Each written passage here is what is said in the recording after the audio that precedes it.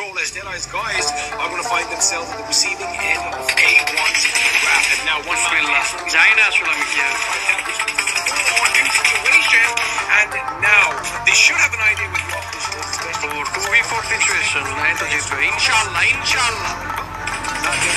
Dragons. Top by Magnet, don't like danger. On halfway ground. Look at the flanking around as well. Today's of number XP. Magnet is being back to A1, and they're going to beat the coming under position. It tries to delay the inevitable, but A1eSports, it's been a bit of a quiet weekend for them, but they do deliver in style. Again, we've kind of seen this.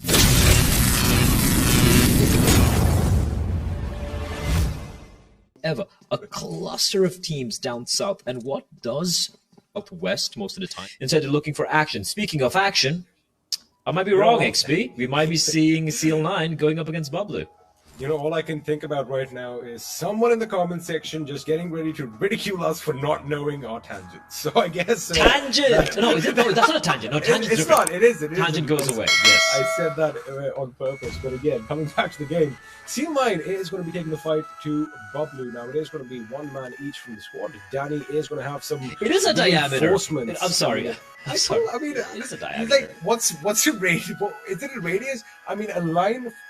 From the midpoint, touching both ends of the circle. So the distance between the center and the edge of the circle is also called the radius, and the diameter distance is 2 times the radius. Yeah, but I didn't know the line is also called that. Like I knew the distance, the gap was that. Anyway, that's also why I failed math. That's also why I failed math. There you go.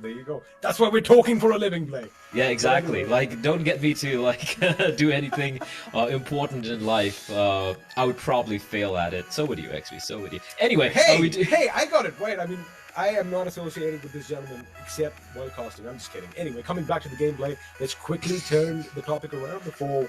Well, you and I are going to have to look for other jobs, but it does look like Bublu are making a move down south. And correct me if I'm wrong, but are they heading outside the circle? They are. That's what I was talking about. Like, they like dropping towards Minas del Valle or towards Valle del Mar, west of Chumacera. I've noticed that on the western highway. And the fact that it dropped right where Seal9 were did surprise me a little bit. But the fact that it's driving so far away outside of the zone does raise a few questions for me personally, because the rest of the other teams, RAW, DRS, Seal, they are already making their way inside, and I don't think Bublu really had time to loot up. The fact that they're going to be going all the way down south. Oh, they're going to come up towards Landrier. That's what the objective is going to be. Yeah, because what they're going to do is, look, Seal9 were their first...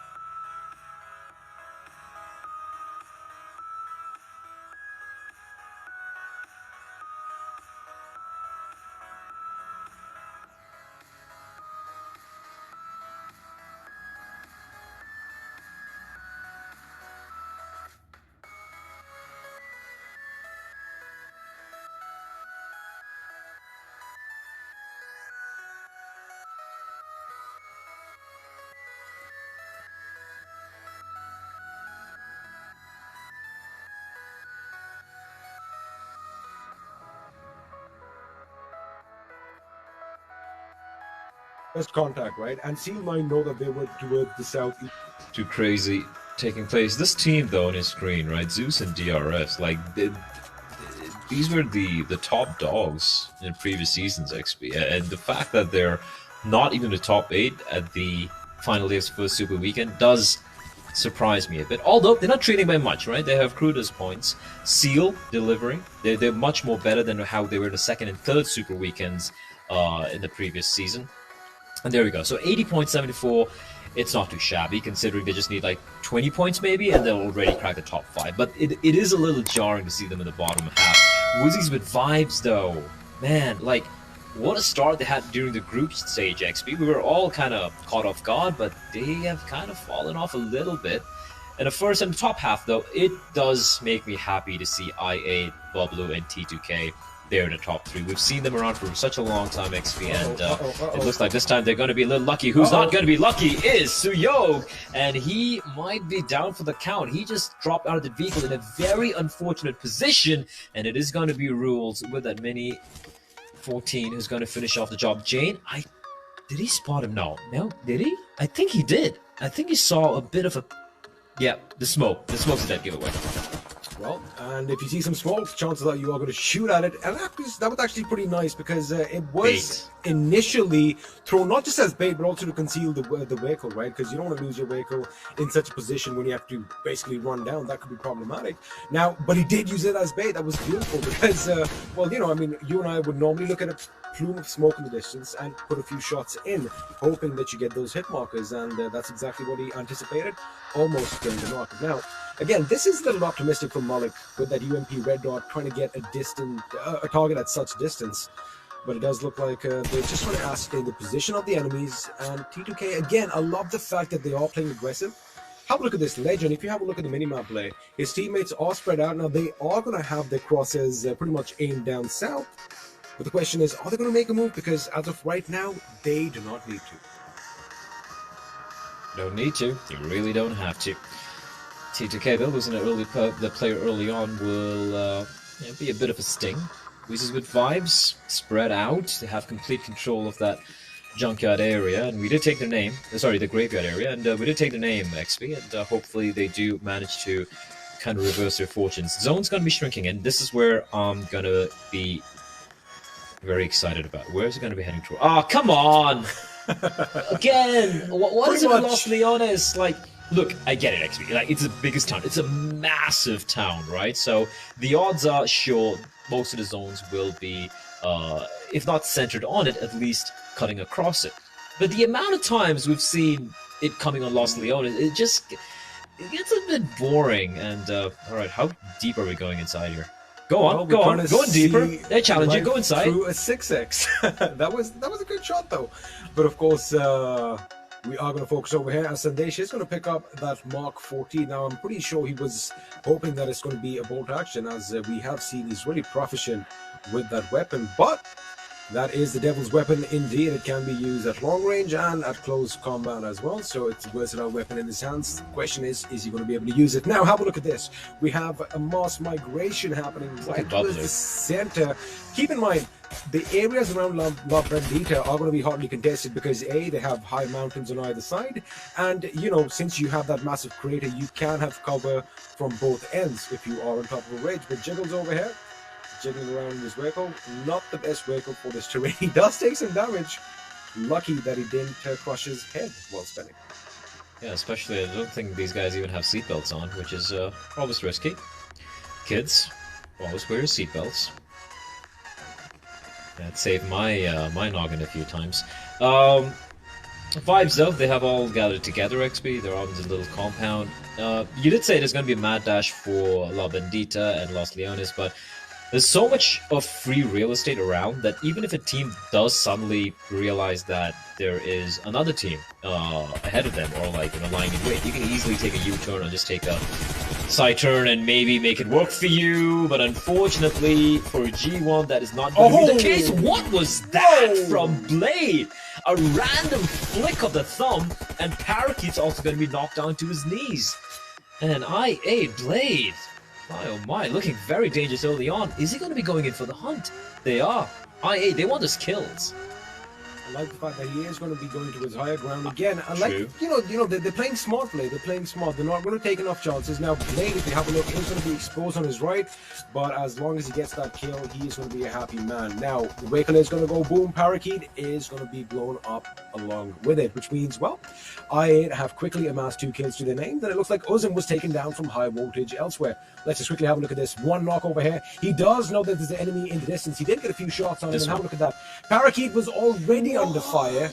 He was already under fire. Now, I want to find out whether it was Blade. Oh, it was not Blade, indeed.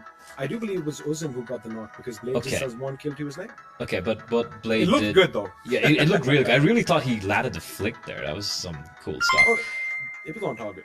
MG3, the light machine gun, aka the LM. Trigger Triple, thank you for the stars. Thank you so much. Coming into heavy use late in World War One, where it completely changed. No, it did come into World War One as well, right at the end. It was kind of like the automated, the belt-fed, not really a Gatling gun. It was called just the machine gun at that point in time. But yeah, in obviously in World War II, it did come into heavy use. Not this particular model, obviously. The MG42 was a big one at that time. Indeed, indeed. The MG family of weapons.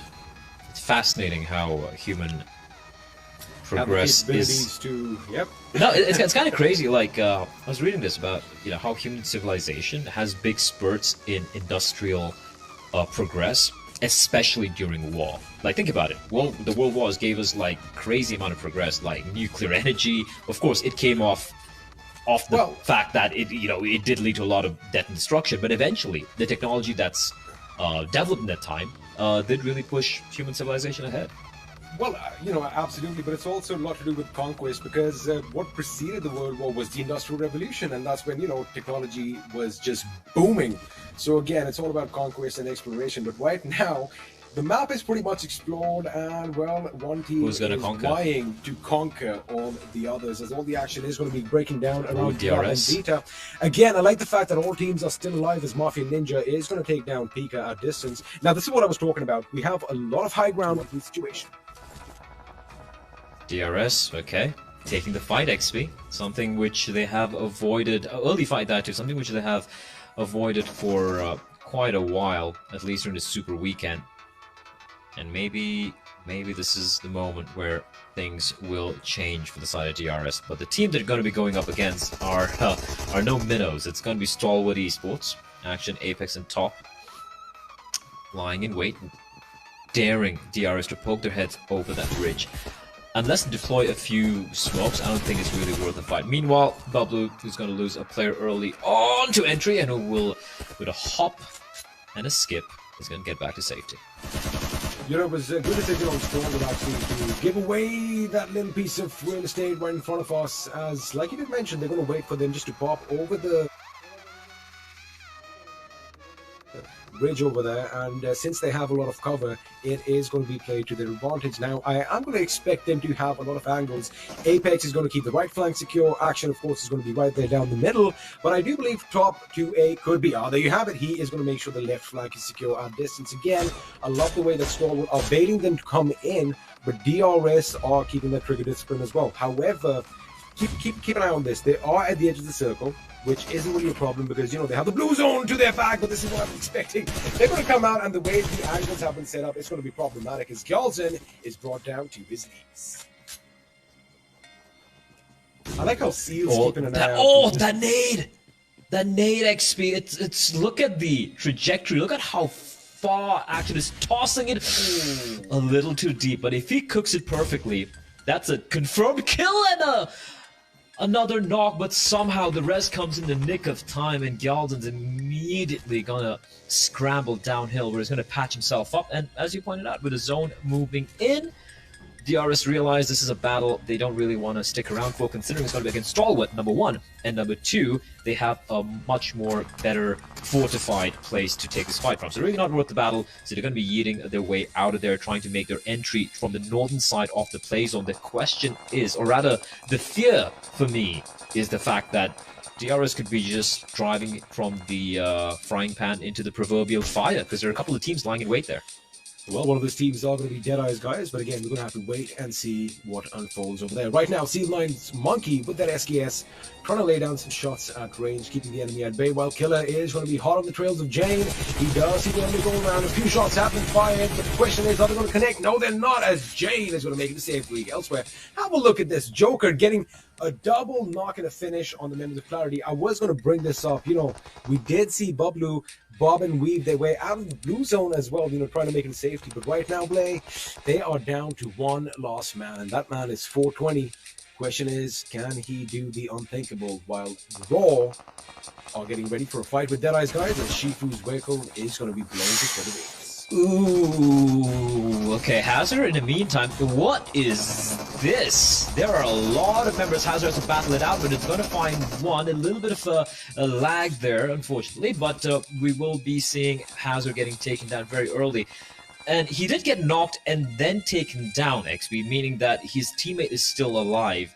So I do wonder what really took place there, because he just went in alone against a team of 4.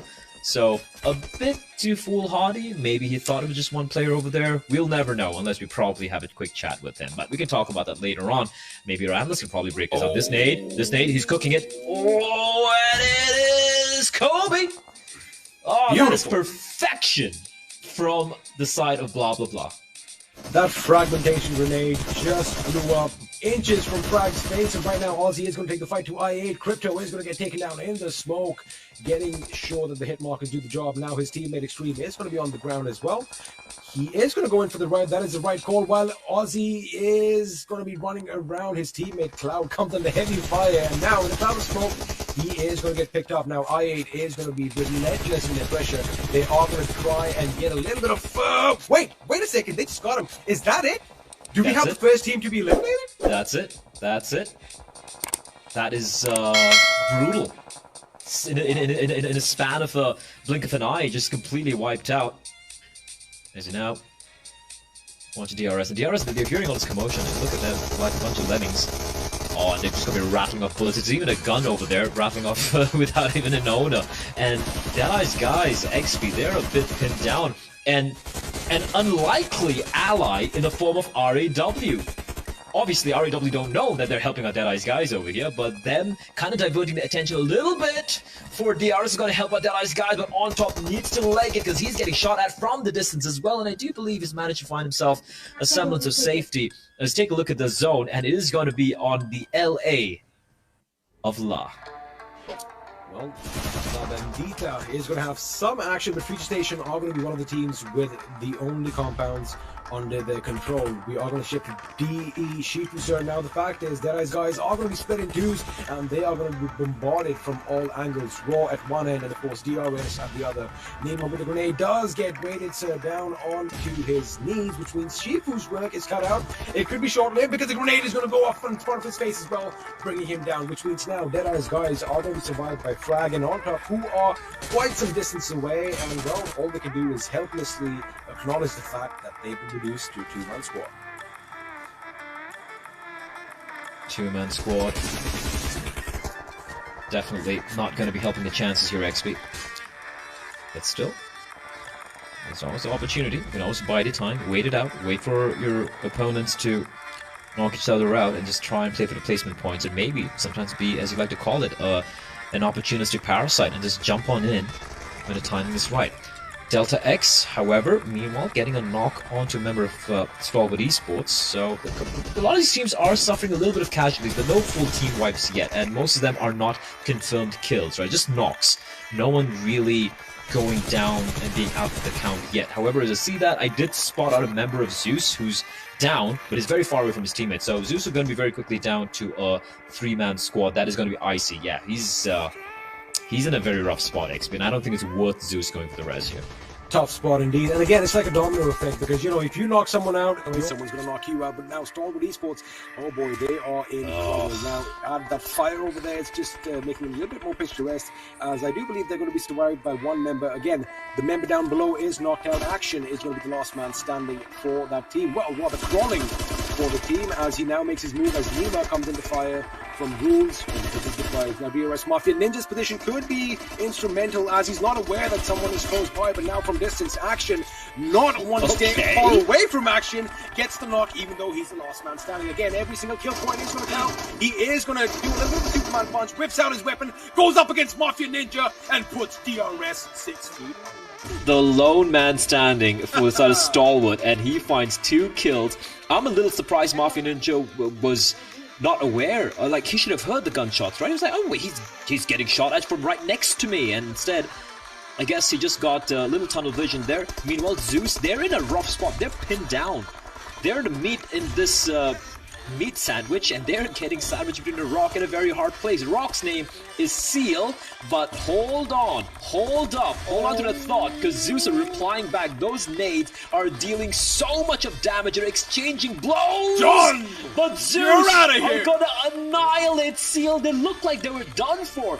It looked like they were pinned down and they were going to be wiped out, but Zeus able to dismantle them. But oh no, here they come, the hyenas, looking to pick off the remaining members of Zeus. One player was left standing there, and it is going to be Vibes coming in and wiping the floor with Zeus eSports. But at least XP, they take out Seal, and they're going to be happy with that. They took them out in style indeed. Of course, there's grenades going off everywhere. It did kind of seem like Seal would have had to contend with the ones who took out Zeus right now in the form of Vibes, if I'm not wrong. However, It did not go that way. Now, Raw are going to come under fire from the other end. Again, have a look at the circle. Everyone is at the edge because right in the center you have the Summit. This is the best King of the Hill situation you could have asked for, as T2K are finally going to have to move just a little bit away from the position because, mind you, Future Station again have the only compound in the circle, but it does look like they are going to come under fire from two ends. Right now, A1 eSports in a little bit of smoke of their own for cover. It is going to dissipate soon, and they are going to have to make a decision. C-Wine with some optimistic grenades here. Sometimes you have to be optimistic in life, XP. That's one thing I've learned. And if you have to be optimistic with your nades, so be it. Blah blah blah has been spotted out by C-Wine.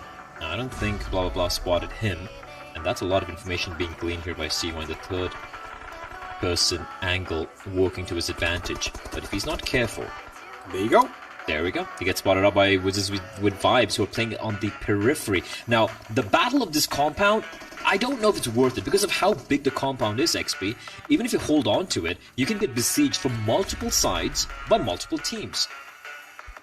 You know, that has been one of the game plans, or the game styles rather, in Miramar, because you don't have to do a lot of work if you hold a compound. You know, you want to make sure the others rush up against your walls and, you know, pretty much break themselves down. Now, the only thing is the circle is going to make a shift. If it sticks on towards Future Station, they just need to hunker down and let everyone else kill each other. But if it does move a bit to the north, well, this compound is going to be the least of their worries. Of course, Raw do look like in a good position because they could potentially gatekeep Future Station as they move further. But again, everyone's on the periphery. No one's going to be right in the center of no man's land. And very soon, we're going to find out what's going to happen. And there you have it. We still have a little bit of the circle covering the compound, which means Future Station, like we just kind of predicted, all they need to do is gatekeep the Devils themselves. Gatekeep the Devils. Well, let's see. Ruthless. Love the name. Yeah, it's raw in it. Well, yeah, this battle, it is definitely heating up, and eventually one of them will have to blink. But I gotta say that whoever comes out on top here, if they can manage to have some control, exchange of nades, Joker, both of them going to be dodging each other's nades. But here comes the push. Joker just running straight on in. The trade's good. Back and forth. Joker down. So it's Clutch Baba. Blah, blah, blah. Pushing in. Taking a fight with Entry. C-Wine, though. The rest needs to come in here. Entry needs to be the turret. He needs to be the savior for his team. While the res does take place. Meanwhile, his players are bleeding out into the open. Vishal going to be pushing in. He's got the Tommy up close. The rate of fire, it could deal quite a bit of damage. He spots a player out, but he will still be looking to get that knock, and he will indeed. But the trade, it doesn't take place. Vishal, a 1 versus 2. He is the last man standing for his team, and is going up against Magnet, and Magnet needs to make a bit of haste before Vishal heals himself, and he will heal himself right in the nick of time now. The Tommy going to be coming out again. What does he do? What does Magnet do? Does he go for the res? He's going to go for it. He's going to stick it. He's going to stick it. Vishal finishing on the job, getting another kill. No, the rest doesn't take place now. He's too afraid. Vishal with a couple of taps, keeping Magnet paranoid. And Magnet, he needs to make up his mind. What does he do? And Vishal's aware of where he is. The information has been conveyed. And Magnet somehow goes prone in the very last second. He gets the kill, but has he's running out of time, XP. In amongst all the commotion, the other teams are going to be coming into the position, so he needs to deploy the smokes, and the res is going to be coming on in, but they're now down to a 2-man squad. I mean, talk about hanging on by a thread. That is exactly what happened. He was down to 0.01 HP, but he's going to make sure he lives. And now his teammate is going to be back on his feet again. I do understand that, you know, it does... of the compound still under their control, as Deadeye's guys are going to find themselves at the receiving end of A1's wrath. And now one situation, and now they should have an idea what the opposition is. Oh, 2v4 situation. नहीं तो जीत गए. Inshallah. Try guys. Top by Magnet on it, danger. On the upper ground. Look at them flanking around as well. These days, a numbered XP. Magnet, he's been fantastic. He's altered his own magnets at times, but right now with the Magnet to A1, and they're going to be immediately coming out of this position. It tries to delay the inevitable, but A1eSports, it's been a bit of a quiet weekend for them, but they do deliver. Its points of damage is still something you cannot scoff at. I mean, they were hunting teams in this game. They were far away from the drop spot. They were on the move early on, and the well-deserved chicken dinner is going to go to DENNER. And again, we've kind of seen this in the past that, you know, if you, I mean, obviously numbers do speak for themselves, but if you have all 4 members alive till the end, your chances of winning are a lot higher. But a valiant effort coming in from Future Station as well, holding down the fort until the last man, forget the last man, until the last sliver of HP. But A1 eSports, man, Chiken lo vai, sì! in this game, and